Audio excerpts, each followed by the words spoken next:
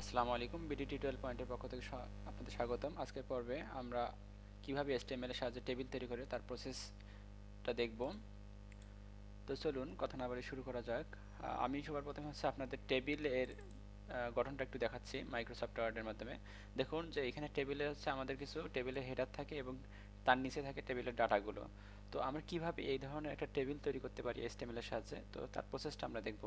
তো এজন্য আমরা আমাদের ডেস্কটপের মধ্যে এই যে গত পর্বে আমরা যে ইমেজ অ্যাড করা শিখেছিলাম, তো এইখানেই জাস্ট আমরা এডিট করব।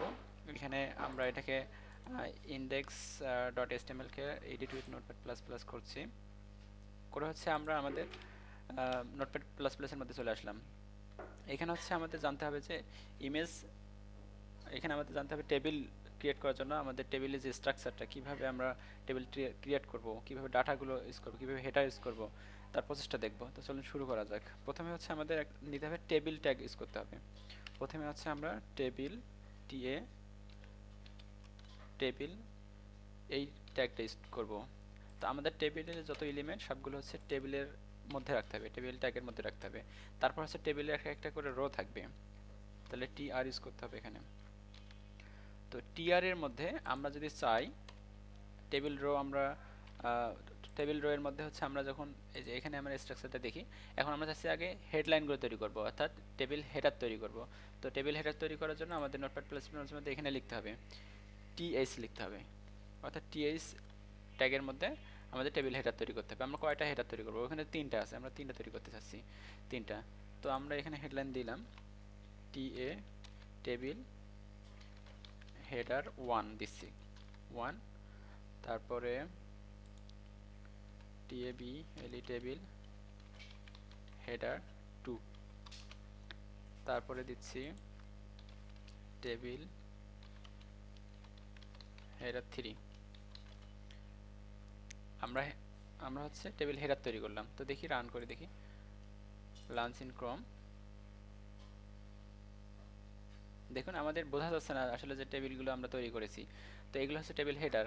তো আমরা টেবিল ডাটা যখন তৈরি করবো তাহলে একটু একটু করে বোঝা যাবে। আচ্ছা, আরেকটা কাজ করি, আমরা টেবিলের একটু উইডথ দিয়ে দিই, ইনলাইন স্টাইলের মাধ্যমে উইডথ দিয়ে দিচ্ছি। উইডথ দিয়ে দিই 100%, উইডথ 100% দিয়ে দিচ্ছি। তার মানে পুরো এরিয়া জুড়ে টেবিলটা চলে যাবে। এখানে এতটুকু জায়গা জুড়ে আসছে, এখন পুরো এরিয়া জুড়ে যাবে। দেখুন এখানে আমরা টেবিলে হেডার তৈরি করেছিলাম একটা, দুইটা, তিনটা। তো এখন টেবিলের ডাটাগুলো তৈরি করে দেখি। টেবিলের ডাটা কোনগুলো? টেবিল ডাটা টেবিল হেডারের নিচে যে অংশগুলো, যে রোগুলো, সেগুলো টেবিল ডাটা। তো টেবিল ডাটা তৈরি করার জন্য আমাদের আরেকটা করে এরকম করে টেবিল রো নিতে হবে, ট্যাগ নিতে হবে। টেবিল রো এর মধ্যে আমরা আমাদের একইভাবে টিএইচ এর বদলে এখানে নিতে হবে টিডি, অর্থাৎ টেবিল ডাটা। টেবিল ডাটা কয়টা নিচ্ছি? তিনটা নিচ্ছি। তাহলে এখানে লিখি আমরা টেবিল ডাটা 1, টেবিল ডাটা 2,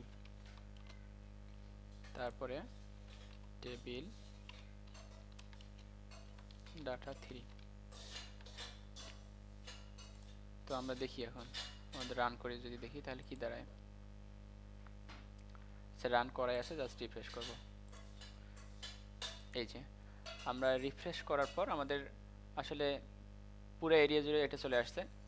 আমাদের টেবিল হেডারগুলো একটু এলোমেলো হয়ে চলে গেছে।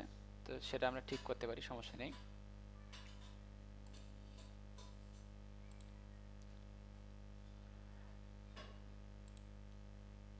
আচ্ছা, এটাকে আমরা একটু স্টাইল করব যার ফলে সহজে যাতে বোঝা যায়।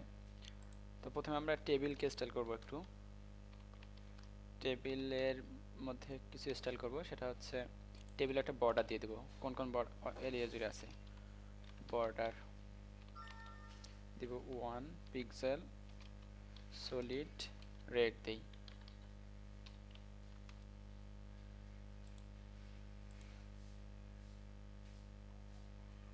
সরি, আমি এখানে আসলে স্টাইলের মধ্যে রাখতে হবে, স্টাইল ট্যাগের মধ্যে সব স্টাইলগুলোকে রাখতে হবে, এজন্য এটা রং দেখাচ্ছে।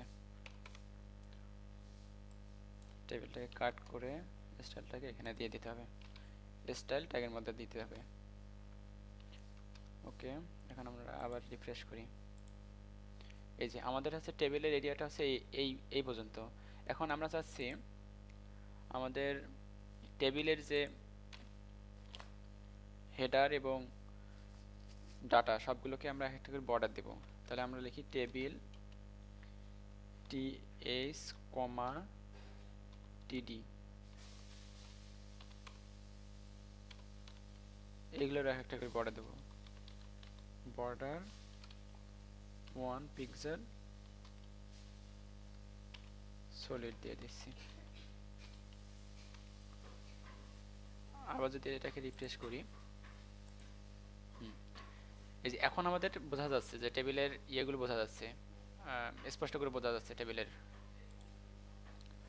তো এখন হচ্ছে আমরা চাচ্ছি এই যে মাঝখানে নিয়ে যেতে চাচ্ছি, যেমন এখানকার ডাটাগুলো হচ্ছে মাঝ বরাবর আমরা নিয়ে যেতে চাচ্ছি। তো সেজন্য আমাদের একটা কাজ করতে হবে। দেখুন এই যে এখানে টেবিল হেডার 1 আর এটা টেবিল ডাটা 1, এটা লেফটে চলে আসছে। তো আমরা এটাকে মাঝখানে যদি নিতে চাই তাহলে আমাদের কি করতে হবে, এইখানেই আমরা একটা কাজ করতে পারি, এখানে একটা স্টাইল দিতে পারি। টেক্সট অ্যালাইন নামে একটা স্টাইল আছে, টেক্সট অ্যালাইন সেন্টার। তো এগুলো সিএসএস যখন আমরা শিখবো তখন হচ্ছে আমরা এগুলো ভালো করে বুঝতে পারবো। দেখুন মাঝ বরাবর চলে গেছে। তো চমৎকারভাবে আমরা একটা টেবিল তৈরি করা শিখলাম HTML এর সাহায্যে। তো আমরা চাইলে কিন্তু এই যে রেড যে বর্ডারটা আমরা এটা আউট করে দিতে পারি। তো এটা লাল কালার দেওয়া হয়েছে, এই জন্য এরকম দেখা যাচ্ছে। তো আমরা চাচ্ছি আরও আরও কিছু এরকম ডাটা টেবিল রো তৈরি করে সেখানে আরও কিছু ডাটা তৈরি করব। তো এটাকে যদি আমরা কপি করে বসাই দিই তাহলে দেখতে সুন্দর দেখা যাবে। তো আমি এখানে কপি করে বসাই দিচ্ছি। ওকে, এটা সেভ করে যদি রিফ্রেশ করি তাহলে কিন্তু একটু সুন্দর দেখা যাবে। দেখুন অনেকগুলো ডাটা চলে আসছে। ঠিক আছে, তো আজকে এই পর্যন্তই আমরা টেবিল তৈরি করে শিখলাম। নেক্সট দিন অন্য কিছু তৈরি করা শিখবো। তো ভালো থাকবেন, আসসালামু আলাইকুম।